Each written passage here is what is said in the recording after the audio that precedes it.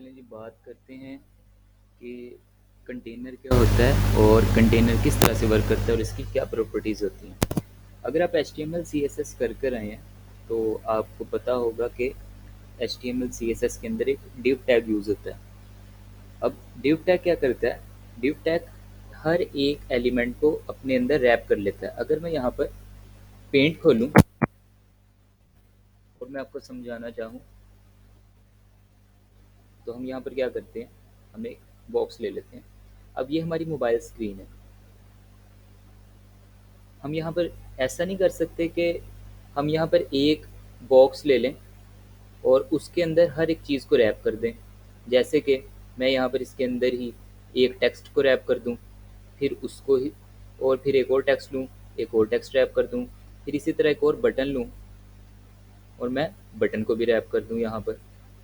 इसी तरह से मैं एक और जिसे कहते हैं कंटेनर, कंटेनर एक और लूँ और उस कंटेनर के अंदर अगर मैं यहाँ पर इमेज लगाना चाहूँ तो मैं यहाँ पर इमेज लगा दूँ, और अगर मैं चाहूँ यहाँ पर मैं एक पैराग्राफ लिखूँ तो उसी कंटेनर के अंदर मैं पैराग्राफ को भी रैप कर सकता हूँ। अब मैं चाहूँ तो इस कंटेनर के अंदर मैं छोटी छोटी इमेजेस भी लगा सकता हूँ, और अगर मैं चाहूँ तो मैं एक बड़ी इमेज भी लगा सकता हूँ। तो ये सब क्या, इस ये सब को जो हम कंटेनर के अंदर रैप करें वो दरअसल वही उसी चीज़ का नाम कंटेनर है। तो कंटेनर के अंदर चीज़ों को रैप करने से एक तो कोड हमारा इजी टू यूज़ हो जाता है, उसमें रीयूजेबिलिटी आ जाती है और हम उसको बार बार यूज़ भी कर सकते हैं। वो हम आगे चल के फंक्शंस के अंदर पढ़ेंगे। हम यहाँ पर क्या करते हैं, एक कंटेनर बनाने के लिए मैं यहाँ पर एक बॉडी का टैग ले लेता हूँ। बॉडी के टैग के अंदर हम कंटेनर कीवर्ड लिखेंगे। अब इस कंटेनर के अंदर हम जो भी कोड लिखेंगे वो कंटेनर का कोड कहलाएगा। तो अब मैं यहाँ पर एक इसका इसके अंदर एक की यूज होती है। हम सबसे पहले चाइल्ड लिखते हैं, फिर उसके बाद हम जो भी चाहें वो हम कंटेनर के अंदर रैप कर देते हैं। अब मैं यहाँ पर सैम्पल के लिए सिर्फ यहाँ पर एक टेक्स्ट ले रहा हूँ, तो मैं यहाँ पर क्या लिखता हूँ, आई एम कंटेनर। मैं इसको रीलोड करता हूँ। यहाँ पर हम देख सकते हैं कि मेरे पास कंटेनर आ गया। अभी ये कंटेनर इस तरह से इस वजह से शो हो रहा है क्योंकि अभी हमने इसको कोई भी कलर नहीं दिया। पर अगर मैं यहाँ पर ऐसा करूँ कि मैं इस कंटेनर को एक कलर दे दूँ और मैं यहाँ पर कर दूँ colours dot amber, colours dot amber, इससे ये होगा कि जो हमारा कंटेनर है उसका कलर एम्बर हो जाएगा। अब मैं यहाँ पर इसे रीलोड करता हूँ। हमारे यहाँ पर रीलोड करते ही जो हमारा कंटेनर होगा उसमें एम्बर कलर आ जाएगा। यहाँ पर ये हमारा एम्बर कलर आ गया, पर अभी इसमें हमने मार्जिन पैडिंग नहीं दी। तो अगर मैं इस अपने ही इसी कंटेनर को एक मैं हाइट और विथ दूँ, हाइट दे दूँ 100 और अगर मैं विथ दे दूँ 100, तो ये स्क्वायर शेप ले लेगा। तो मैं अब इसको दोबारा से रीलोड करता हूँ। यहाँ पर हमारे पास एक कंटेनर आ गया। अब मैं चाहता हूँ कि ये जो कंटेनर के अंदर टेक्स्ट है ये बिल्कुल दरमियान में आ जाए, मतलब कि सेंटर हो जाए। तो इसके लिए हम एक प्रॉपर्टी यूज़ करते हैं अलाइनमेंट की।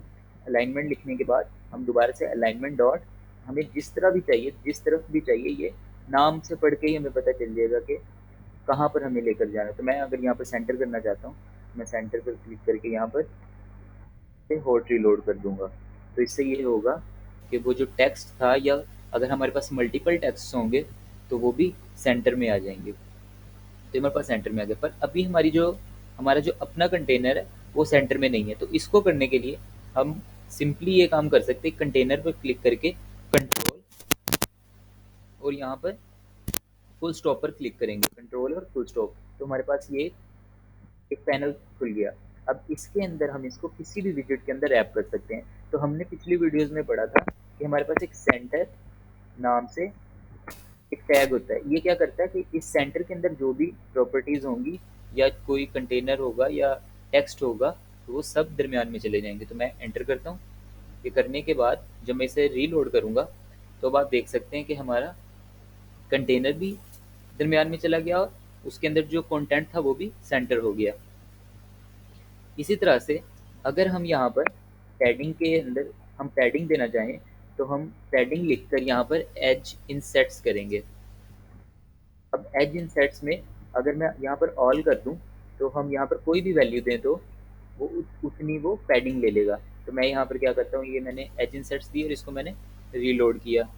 तो रीलोड करते ही हमारे पास जो बॉक्स था उस बॉक्स की हमारे पास पैडिंग आ गई। अब ये हुआ कि यहाँ ऊपर से और मतलब कि टॉप से और बॉटम से जब उसने पैडिंग ली तो जो टेक्स्ट था उसने उसको हाइड कर दिया।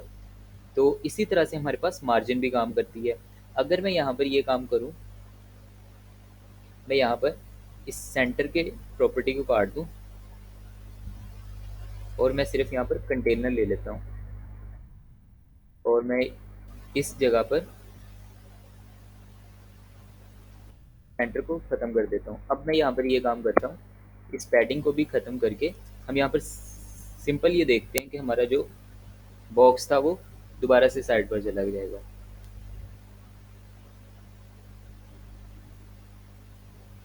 तो हमारा बॉक्स फिर से साइड पर चला गया। अब अगर हम यहाँ पर मार्जिन लिखें और मार्जिन में दे दूँ एजिन सेट्स डॉट ऑल पर मैं 50 कर देता हूँ। तो अब हम यहाँ पर देखते हैं हमारे पास जो स्पेस होगी वो बॉक्स के बाहर से होगी। मार्जिन और पैडिंग का जो मेन डिफरेंस है वो यही है कि आप ये देख सकते हैं कि ये जो साइड से था टॉप बॉटम और लेफ्ट राइट से ये 50-50 हो गई।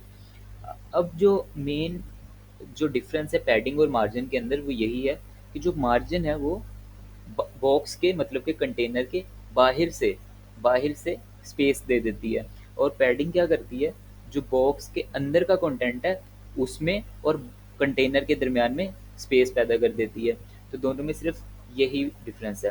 तो ये था कंटेनर के बारे में। नेक्स्ट वीडियो में हम कॉलम और रोज़ के बारे में पढ़ेंगे।